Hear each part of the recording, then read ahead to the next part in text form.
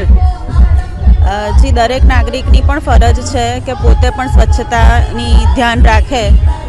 દરેક ઇવન બાળકોની પણ ફરજ છે. સ્કૂલની અંદર પણ બાળકોને સંસ્કાર આપવામાં આવે છે કે આસપાસનું વાતાવરણ, પોતાનો વર્ગ ચોખ્ખો રાખવો. એવી જ રીતે નાગરિકોની પણ ફરજ છે. માત્ર ને માત્ર સફાઈ કર્મચારી કે કોર્પોરેશનના માથે આપણે ઢોળી દઈએ તે યોગ્ય નથી. આપણે પોતે પણ એટલી જ સ્વચ્છતા બાબતે કાળજી રાખવી જોઈએ. સ્પાર્ક ટુડેની મુહિમ ખૂબ જ સરસ છે. વખતો વખત આપણે બધાને જાગૃત કરતા રહીએ તો એક પ્રકારનું પિંચિંગ થાય.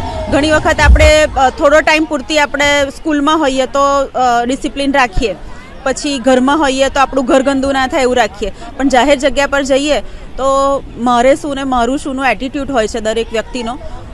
પણ આવી રીતે કોઈક મુહિમ ચલાવીએ તો પિંચિંગ થયા કરે, અને બાળક છે કે નાગરિક છે દરેક જણ એ પિંચિંગને લીધે સજાગ રહે અને આસપાસનું વાતાવરણ ચોખ્ખું રાખે તો સરવાળે આપણને જ ફાયદો છે. શ્વેતા પારગી, શાસનાધિકારી, વડોદરા.